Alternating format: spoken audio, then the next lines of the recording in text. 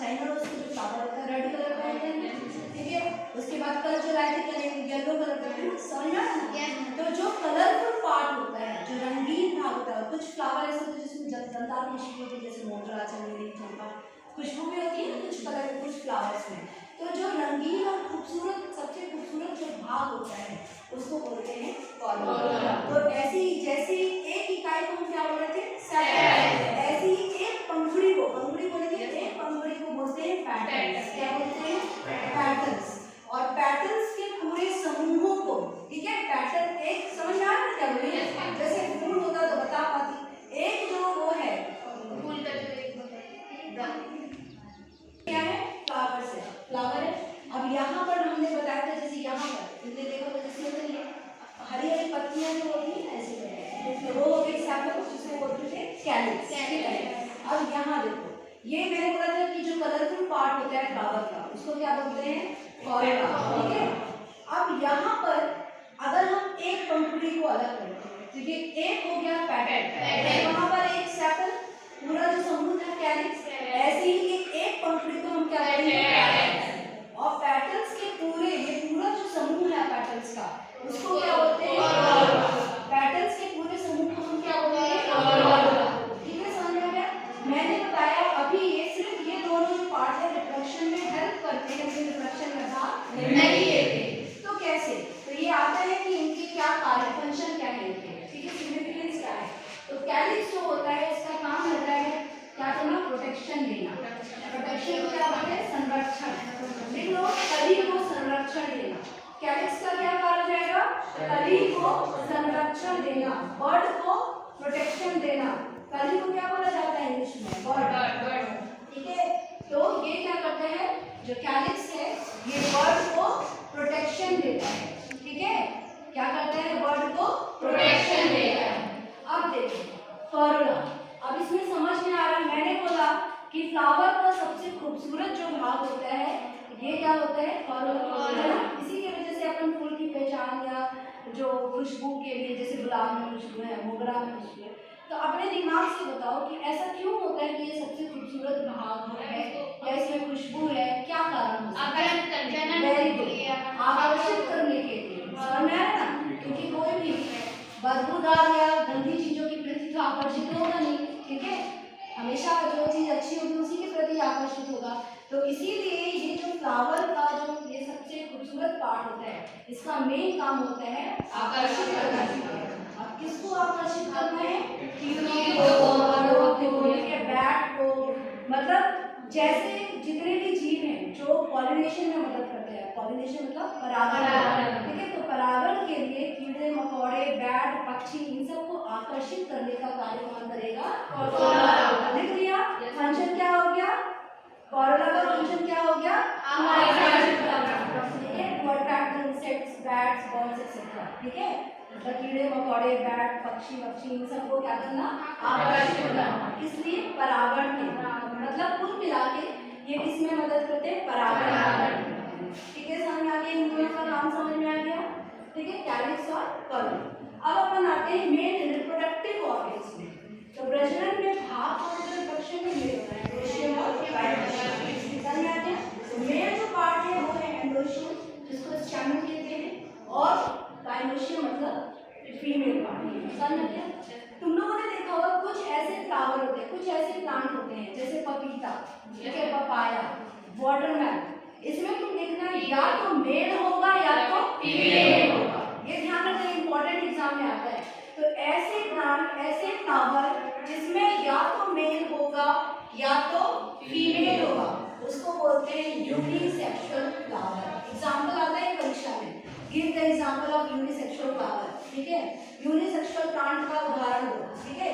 Unisexual मतलब uni मतलब होता है वन, यूनि मतलब वन, सेक्स मतलब पता है मेल या फीमेल। तो यदि मेल या फीमेल कोई एक सेक्स है किसी प्लांट में, तो वो जो प्लांट है वो क्या होगा, यूनिसेक्सुअल। एग्जाम्पल पपीता, ठीक है, हिंदी में इसको बोलेंगे एक लिंगी, नहीं होता है ना, एक लिंगी पेड़ पौधे, एक लिंगी पौधे, ठीक है, इसमें या तो मेल होगा या तो फीमेल होगा। जैसे पपीता है, वाटरमेलन क्या बोलते हैं, तरबूज, ठीक है, ये हो गया। दूसरे तरह का जो होता है उसको बोलते हैं बाइसेक्सुअल। बाइसेक्सुअल मतलब ठीक है। तो बाइसेक्सुअल, बाई शब्द का मतलब क्या होता है? दो, ठीक है। बाई शब्द का मतलब क्या होता है? दो, टू, ठीक है। अब टू मतलब टू सेक्स, टू सेक्स मतलब दोनों होंगे। एक ही फ्लावर में मेल भी होगा और फीमेल भी होगा। जैसे जासून, जितने फ्लावर होते हैं ज्यादातर, ये क्या है तुम्हारा? बाइसेक्सुअल, ठीक है। तो इसमें मेल और फीमेल दोनों क्या होगा? एक ही फ्लावर में होगा, इसीलिए उसको बोलेंगे बाइसेक्सुअल फ्लावर। एग्जांपल क्या हो गया? China rose. आगे बात समझ में? ठीक। अब देखो, जो ये है यूनिसेक्सुअल फ्लावर है, क्या इसमें क्रॉस सेल्फ पॉलिनेशन मुमकिन है? सेल्फ पॉलिनेशन, स्वपरागण, क्या यूनिसेक्सुअल फ्लावर में स्वपरागण मुमकिन है? स्वपरागण मुमकिन है? फूल होगा एक में, एक ही तो है। स्वपरागण क्या होता है? एक ही पारक के पास तो वो परपरागण होगा। अगर एक ही पेड़ के दो फूल के बीच में पॉलिनेशन हो रहा है ना, तो वो पर ही होगा। स्व मतलब होता है एक ही फ्लावर, उसी में मेल होगा, फीमेल। तो क्या इसमें मुमकिन है स्वपरागण यूनिसेक्सुअल में? समझ आ रहा है? नाम ही वो क्या है? यूनिसेक्सुअल मतलब एक। तो या मेल है या फीमेल है, तो स्वपरागण तो मुमकिन ही है ना उसमें। कैसे होगा? क्योंकि मेल अलग है, फीमेल अलग है, तो स्वपरागण उसमें नहीं होगा। तो यूनिसेक्सुअल फ्लावर में हमेशा किस तरह का पॉलिनेशन होता है? Cross pollination. कैसा पॉलिनेशन होगा? क्रॉस पॉलिनेशन, परपरागण। क्रॉस पॉलिनेशन को क्या बोलते हैं? परपरागण। ये याद में इंपॉर्टेंट सवाल आता है कि यूनिसेक्सुअल फ्लावर को ध्यान दो, उसमें किस तरह का परागण पाया जाता है। तो तुम बताओगे कि जो यूनिसेक्सुअल फ्लावर होते हैं उनमें हमेशा और हमेशा क्या होगा? परपरागण, क्रॉस पॉलिनेशन होगा। जबकि जो बाइसेक्सुअल फ्लावर होते हैं उनमें पर भी हो सकता है और क्रॉस भी हो सकता है। समझ में आ गया? इनमें सेल्फ पॉलिनेशन भी होगा और क्रॉस पॉलिनेशन भी होगा। आगे बात समझ में? ठीक है। हम पॉलिनेशन इसलिए यहाँ पर बता रहे हैं क्योंकि अभी अपन ने पॉलिनेशन की बात करी ना, अट्रैक्ट इंसेक्ट्स, दैट और इसे जो टॉपिक में बता रहे हैं, ठीक है। अब यहाँ पर पॉलिनेशन भी थोड़ा अपन देख ही लगी था, ठीक है। अब हम बात कर रहे थे अभी इतनी देर से पॉलिनेशन की, ठीक है। तो पॉलिनेशन होता क्या है? What is pollination? परागण क्या होता है? क्या होता है परागण? ठीक है, बताओ। जैसे ये जानना चाहिए परागण क्या होता है? हाँ जी, को सुंदर और मानव निषेचन अलग चीज है यार, परागण नहीं होता। हाँ बैठो, हाँ बोलो जल्दी।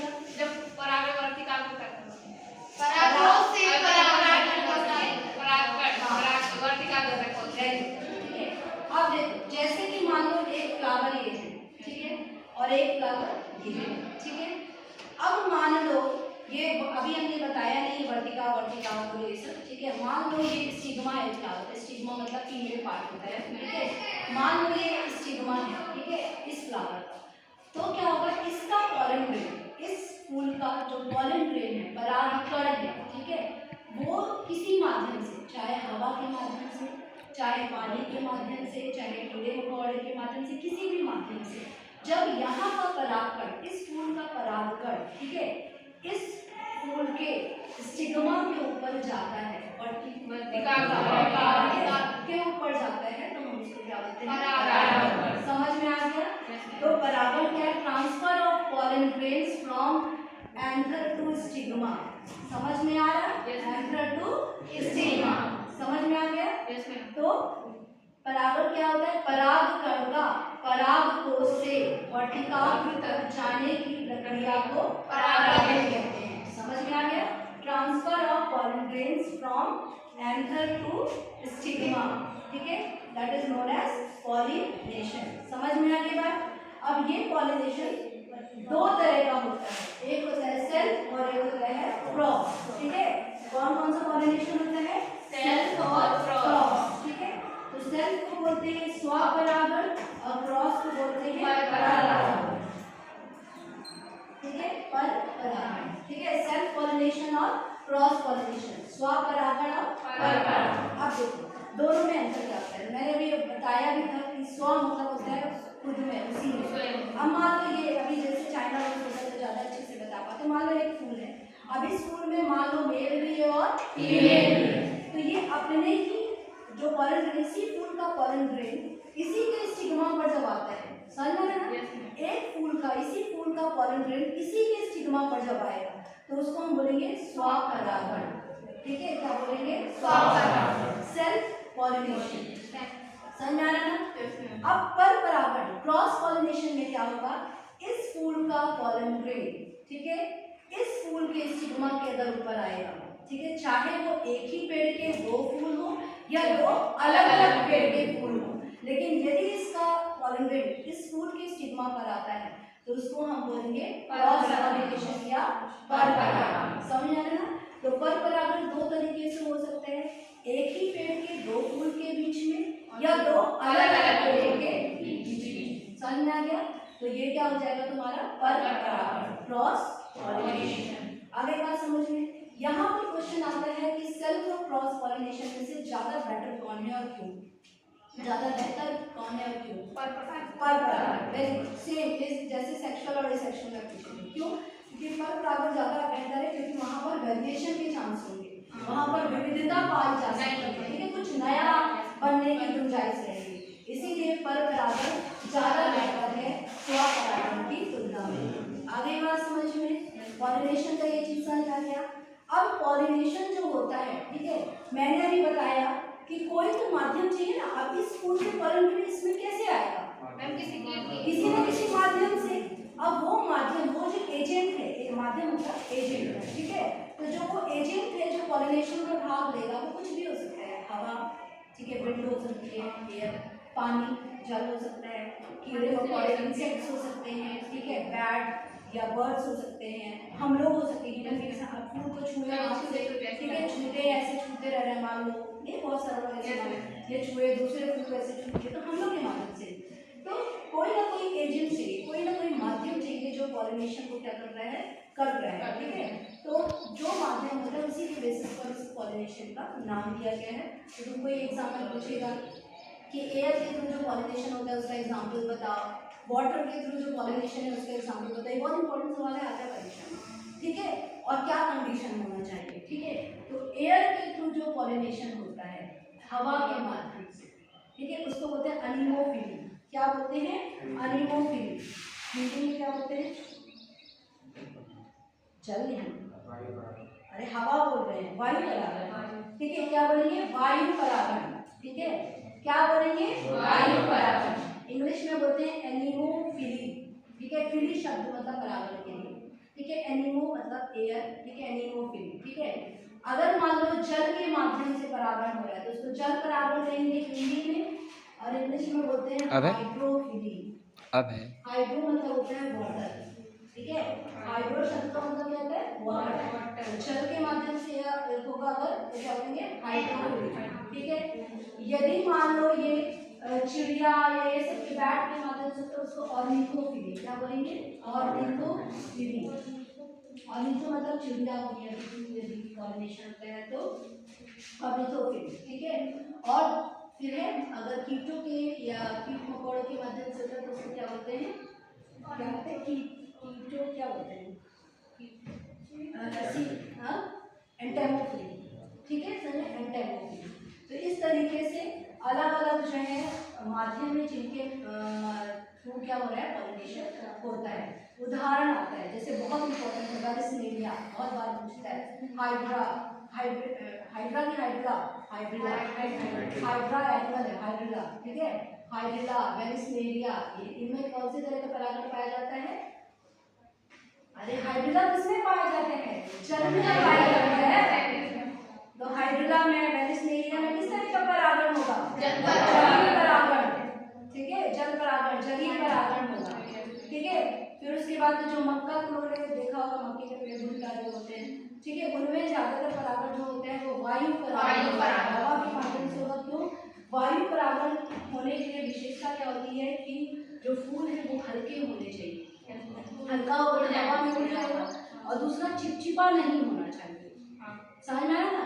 चिपचिपा नहीं होना चाहिए और हल्के होना चाहिए, जिससे वो आसानी से वायु में उड़ सके, ठीक है, जैसे मक्का, ठीक है। फिर है ना, अब फिर कीट और माध्यम जैसे तुमने देखा मधुमक्खी मधुमक्खी जो है शहद जिनसे बनती है वो किससे बनता है? फूल से तो पूरा शहद, ठीक है। तो वो भाग लेती है। फिर बैट को क्या बोलते हैं? चमगादड़।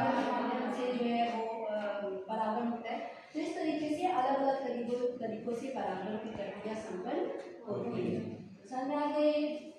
एग्जाम्पल इसमें याद करना है लोगों को कि इस परागण का उदाहरण हो, किस तरह के प्लांट से पाया जाता है। अब अपन आते हैं, ठीक है, एंडोर्शन और गायनेशन के पार्ट। ये बहुत इंपॉर्टेंट है। जो मेन पार्ट होता है उसको हमने अभी क्या बताया, क्या बोलते हैं? ठीक है, हिंदी में बोलते हैं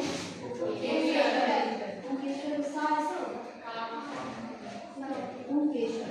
ठीक है, पुंकेसर के कितने पार्ट? ये हो गया हमारा फिलामेंट, इसको क्या बोलते हैं? फिलामेंट। फिर ये क्या हो गया? परागकोश। ठीक है, परागकोश। ये क्या हो गया? फिलामेंट, इसको क्या बोलते हैं? फिलामेंट। हिंदी में बोलते हैं तंतु। ठीक है। ये हो गया परागकोश। ठीक है, ये परागकोश को बोलते हैं एंथर। ठीक है, तो जो एंथर होता है वो डाइथिकस होता है। कैसा होता है? डाइथिकस। डाइथिकस को बोलते हैं द्विकोष्ठी। क्या बोलते हैं? द्विकोष्ठी। ठीक है, तो चित्र में देखोगे, डायग्राम में देखोगे, तुमको दो कोष्ठ दिख रहे हैं, है ना? कितने कोष्ठ दिखेंगे? दो। इसीलिए उनको क्या बोलते हैं? द्विकोष्ठी। डाइथिकस मतलब द्विकोष्ठी। ठीक है, और इसी परागकोश के अंदर क्या घुसे होते हैं? परागकण। ठीक है, ये क्या घुसे रहेंगे? परागकण। और यही परागकण जो है वो प्रजनन में भाग लेते। तो अगर तुमसे कोई पूछे कि मेल रिप्रोडक्टिव गैमीट कौन सा है, ये सवाल आता है। मेल रिप्रोडक्टिव गैमीट, नर युग्मक, समझ में आया ना? नर भाग नहीं, कुछ नहीं होंगे। नर भाग तो स्टेम देते हैं, इसमें तंतु आ जाएगा, परागकोश आ जाएगा, ये सब आ जाएगा। मैंने बोला नर युग्मक कौन सा है? मेल गैमीट, तो तुम बताओगे परागकण। समझ में आया ना? क्या है? Pollen grains. पॉलन ग्रेन्स क्या है? Male gamete. ठीक है, मेल गैमीट कौन सा है? Pollen grains. ठीक है, नर युग्मक कौन सा है? परागकण। समझ में आया ना? परागकण नर युग्मक है, क्योंकि जो निषेचन की प्रक्रिया होगी, फर्टिलाइजेशन होगा, उसमें परागकण भाग लेगा, ना कि पूरा का पूरा परागकोश और तंतु ये सब। समझ में आ गया? ठीक, तो ये हो गया। फिर एक डायग्राम मैंने बताया था, तुम लोगों को इम्पोर्टेंट मैंने टिक करवाया है, ठीक है, अनुप्रस्थ पार्ट। ठीक है, परागकोश का एंटर का, ठीक है, जो डायग्राम है वो इम्पोर्टेंट है। उसमें चार जो है वॉल होती है, चार भित्तियां होती है, चार परत होती है। तो बाहर की जो तीन परत होती है, ठीक है, बाहर की जो तीन परत होती है, एपिडर्मिस, एंडोथेलियम, ये सब, इनका कार्य होता है संरक्षण देना। क्या काम होता है? संरक्षण देना, प्रोटेक्शन देना। संरक्षण मतलब प्रोटेक्शन। ठीक है, और सबसे अंदर की जो परत, ये इंपॉर्टेंट है, इसको अंडरलाइन कर देना। सबसे अंदर की जो परत है उसको बोलते हैं टेक्टम। बहुत इंपॉर्टेंट है, जो इनर मोस्ट लेयर है, ठीक है, सबसे इनर मोस्ट लेयर है, जो सबसे अंदर की परत होती है, उसको क्या बोलते हैं? टेक्टम। और इसका काम होते हैं नरिशमेंट देना। ठीक है, पॉलन ग्रेन्स को नरिशमेंट देना, मतलब हिंदी में बता रही हूँ, परागकणों को पोषण प्रदान करना। लिख लो ये कहीं, ये बहुत इंपॉर्टेंट सवाल है, अंडरलाइन करो बुक में, कि टेक्टम का क्या कार्य होता है। तो टेक्टम का कार्य होता है परागकणों को पोषण प्रदान करना। समझ में आ गया ना? पॉलन ग्रेन्स को नरिशमेंट देने का काम कौन करता है? टेक्टम। ठीक है, और टेक्टम सबसे अंदर साइड की लेयर है, और बाहर के जो तीन लेयर है उनका काम होता है प्रोटेक्शन देना, संरक्षण देना। आगे बात समझ में? सबको यहाँ तक समझ में आ गया? अब हम बस लास्ट टॉपिक आज का करेंगे, पॉलन ग्रेन। ठीक है, स्ट्रक्चर ऑफ पॉलन ग्रेन। ठीक है, हाँ, अब यहाँ पर देखो, पॉलन ग्रेन जो है वो बनता कैसे है? तो वो कैसे बनता है, जो प्रक्रिया होती है उसको हम बोलते हैं माइक्रोस्पोरोजेनेसिस। ठीक है, पॉलन ग्रेन्स की बनने की जो प्रक्रिया होती है, जो नर युग्मक, ठीक है, मेल गैमीट, जो नर युग्मक की बनने की प्रक्रिया होती है, उसको हम बोलते हैं माइक्रोस्पोरोजेनेसिस। स्पोरोजेनेसिस। हिंदी में बोलते हैं बीजाणु जनन। जनन ठीक है, लघु बीजाणु जनन। ठीक है, माइक्रोस्पोरोजेनेसिस। माइक्रोस्पोरोजेनेसिस वो प्रोसेस होती है जिसमें नर युग्मक का निर्माण होता है, पॉलन ग्रेड का निर्माण होता है। ठीक है, तो ये कैसे होता है? जब हम परागकोश के अंदर देखते हैं तो टेप्टम के अंदर जो है माइक्रोस्पोर मदर सेल होता है। क्या होता है? Microspore mother cell. इसके हिंदी में बोलते हैं मातृ कोशिका, लघु बीजाणु मातृ कोशिका। ठीक है, ये कैसी होती है? डिप्लॉयड। डिप्लॉयड मतलब समझिए, हाँ द्विगुणित। ये कैसी होती है? द्विगुणित होती है। ठीक है, इनमें क्या होगा? सबसे पहले एक डिवीजन होगा। जैसे मान लो ये क्या है तुम्हारा माइक्रोस्पोरोजेनेसिस। ठीक है, तो इनमें क्या होगा? डिवीजन होगा, और डिवीजन होने के बाद ये दो बना देंगे। ठीक है, लेकिन और ये दो कितने बना देंगे? चार। ठीक है, चार जो है कितने बना देंगे? 8। ऐसे करके बनेगा।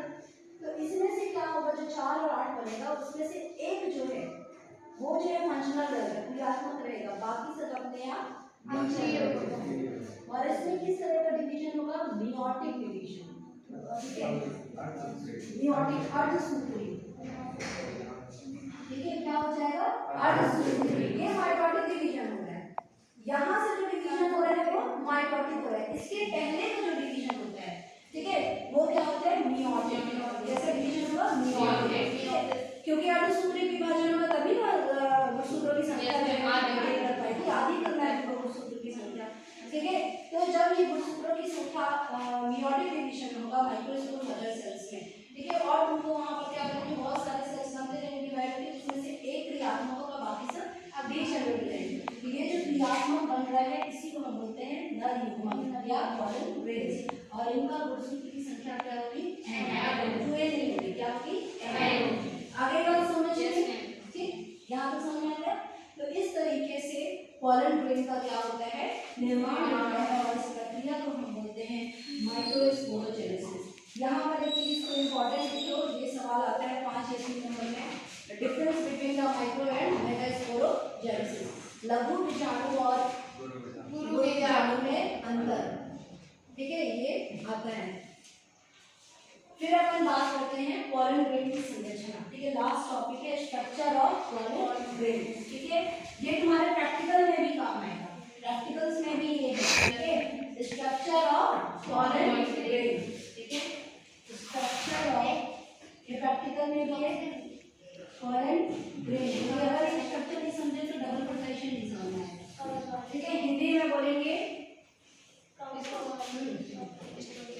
हिंदी में क्या बोलेंगे? परागकण की संरचना।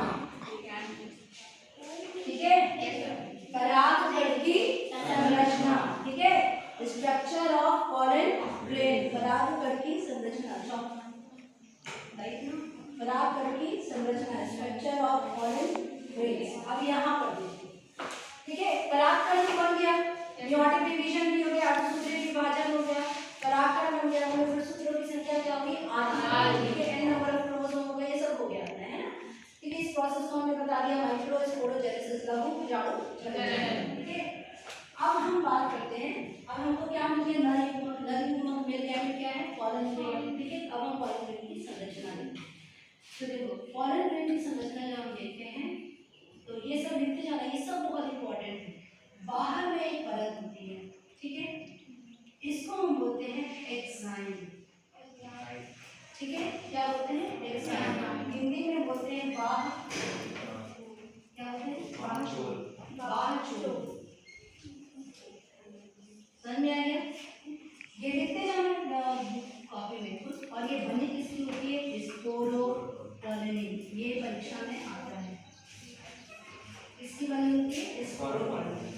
पूरी जगह पर यहाँ स्पोरोपोलिन है, सिर्फ यहाँ पर थोड़ा सा छोड़कर। समझ में आया? यहाँ पर क्यों छूटा होता है? ये जो छूटा हुआ हिस्सा, जो यहाँ पर एक होल पाया जाता है, मतलब ये खाली जगह, यहाँ स्पोरोपोलिन नहीं पाया जाएगा, और इसको हम बोलते हैं जर्म कोड। क्या बोलते हैं? जर्म कोड, जर्म क्षेत्र। हिंदी में बोलेंगे जर्म छिद्र, जर्म पोर, ठीक है। ठीक, अंदर वाली जो परत होती है उसको हम बोलते हैं इंटाइन। क्या बोलते हैं? इंटाइन। हिंदी में बोलते हैं अंतःचोरी, ठीक है, अंतःचोरी। ये सेल्यूलोज की बनी होती है, ठीक है, पेंटासेल्यूलोज और सेल्यूलोज की बनी होती है, और सेल्यूलोज की बनी होती है, ठीक है, पेंटासेल्यूलोज सेल्यूलोज की बनी होती है, ठीक है। तो ये अब तुमसे पूछेगा कि सबसे हार्डेस्ट केमिकल अभी तक जो पाया गया है, अभी तक जितने केमिकल ढूंढे गए हैं उनमें सबसे हार्डेस्ट केमिकल, हार्डेस्ट को क्या बोलेंगे? कठोरतम, ठीक है, रसायन जो है वो कौन सा है? तो आंसर होगा स्पोरोपोलिन। स्पोरोपोलिन को ना तो कोई रसायन इफेक्ट कर सकता है, ना तो कोई एंजाइम जो है वो उसको खराब कर सकती है, ठीक है। इसीलिए यहाँ पर जर्म कोड जो है वो जगह छूटी रहती है, क्योंकि अगर मान लो यहाँ पर भी स्पोरोपोलिन होता तो ये बेचारा जो पॉलन ग्रेन है ये पॉलन ट्यूब के माध्यम से जा ही नहीं सकता, क्योंकि यहाँ पर ये तो कोई भी केमिकल है ना, ये किसी भी एंजाइम्स या किसी भी रसायन से इफेक्ट नहीं होती है। अब इसको जर्म कोड बनाना है तो इसको टूटना पड़ेगा ना, जब कोई तो तोड़ ही नहीं पाता तो कैसे जर्म कोड, कैसे पॉलन ट्यूब बनता? इसीलिए इतनी जगह छूटी रह जाती है, जिसको हम बोलते हैं जर्म कोड। और इसी जगह से क्या इसका निर्माण होता है? पॉलन ट्यूब, ठीक है, पराग नलिका का निर्माण होता है। समझ में आ गया? तो ये पूछता है कि क्यों ये जर्म कोड का क्या इंपॉर्टेंट है, क्यों यहाँ पर स्पोरोपोलिन नहीं पाया जाता? तो तुम बताओगे जिससे ये पराग नलिका का निर्माण कर सके। समझ में आ गया? अंदर जो है इसको हम क्या बोलते हैं? इंटाइन। यहाँ तक समझ में? अब इस इंटाइन के अंदर जो है कोशिका द्रव भरी रहती है, ठीक है, साइटोप्लाज्म बना रहता है और रहता है केंद्र। समझ में आ गया? तो इसके दो भाग होते हैं, ठीक है। ये इसमें ज्यादा कोशिका द्रव भरा है, ये कोशिका द्रव ज्यादा है, ठीक है, इसको हम बोलते हैं वेजिटेटिव न्यूक्लियस। हिंदी में बोलते हैं कायिक केंद्र। क्या बोलेंगे? कायिक केंद्र। समझ में आ गया? इसको बोलते हैं जो छोटा सा जिसमें कोशिका द्रव की मात्रा कम है, ठीक है, इसको हम बोलते हैं जेनरेटिव सेल।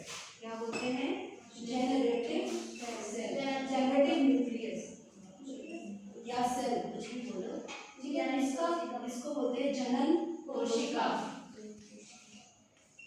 और इसको बोलते हैं कायिक कोशिका। समझ में आ गया ना? ये क्या है? कायिक कोशिका, जिसमें कोशिका द्रव्य की मात्रा अधिक है, ठीक है, वेजिटेटिव सेल।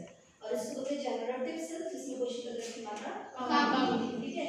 तो ये वेजिटेटिव जो सेल होता है, ठीक है, ये जो वेजिटेटिव सेल है, कायिक जो कोशिका होती है, ये निषेचन में भाग नहीं लेती है। ध्यान रखना है, ये फर्टिलाइजेशन में पार्टिसिपेट नहीं करती है। समझ में आ गया ना? अब फर्टिलाइजेशन में पार्टिसिपेट नहीं करती तो ये क्या करेगी? ये क्या करती है? प्रोटेक्शन और नरिशमेंट देती है। जो ये जेनेटिक सेल है जो निषेचन में काम करेगा, ठीक है, ये जेनेटिक सेल जो है फर्टिलाइजेशन करेगा। तो इस जेनेटिक सेल के लिए उनको क्या चाहिए? पोषण चाहिए है, और साथ में क्या चाहिए? प्रोटेक्शन चाहिए है। तो वो प्रोटेक्शन और पोषण कौन देगा? कायिक कोशिका। तो कायिक कोशिका का भी कार्य समझ में आ गया? जेनेटिक सेल को नरिशमेंट और प्रोटेक्शन देना, पोषण और सुरक्षा देना, ठीक है। और भाग कौन देगा निषेचन में? ये वाला जेनेटिक। अब ये भी इसमें सूत्र की संख्या क्या है? इसमें भी सूत्र की संख्या क्या है? ठीक है। अब ये जेनेटिक सेल भी क्या हो जाता है? डिवाइड हो जाता है। ये क्या हो जाता है? डिवाइड हो जाएगा। और डिवाइड होकर कितना बना देगा? 2, ठीक है। क्या बना देगा? 2, ठीक है। इसको हम बोलते हैं 3 सेल्ड स्टेज। तो जो तुम्हारा पॉलन ग्रेन बाहर निकलता है, जो पॉलन ग्रेन स्फुटन होता है, ठीक है, डाइसेंस जो होता है पॉलन ग्रेन का, वो किस अवस्था में होगा? इस अवस्था में 3 सेल स्टेज अवस्था में, ठीक है। 3 सेल स्टेज को बोलते हैं 3 कोशिकीय अवस्था, ठीक है। कौन सी अवस्था? 3 कोशिकीय अवस्था, ठीक है। ये यहाँ तक जानना जरूरी है, क्योंकि दोहरा निषेचन तभी समझ में आएगा जब पॉलन ग्रेन की संरचना तुमको पता हो। तो फिर से सुनो, बाहर की जो परत होती है उसको बोलते हैं एंजाइम। ये क्या होती है? स्पोरोपोलिन की बनी होती है, हार्डेस्ट केमिकल है, जिसको ना तो कोई एंजाइम्स और ना ही कोई केमिकल उसको तोड़ सकता है। अंदर की जो है वो एंजाइम सेलुलोज की बनी होती है। इसमें 2 तरह की कोशिकाएं होती है, दूसरा है जनन। काय कोशिका इनमें जो साइटोप्लाज्म या कोशिका द्रव्य की मात्रा अधिक होती है। ये जनन में भाग निषेचन में भाग लेते हैं और ये सिर्फ प्रोटेक्शन और नरिशमेंट देते हैं। ठीक है, सुरक्षा और पोषण। जो जनन कोशिका होती है ये बाद में डिवाइड हो जाती है फिर से, और कितनी कोशिकाओं का निर्माण करती है? 2। और इस पूरी अवस्था को हम बोलते हैं फ्री सेल स्टेज, और ये दोनों ही मिलकर फर्टिलाइजेशन में भाग लेते हैं। आगे बात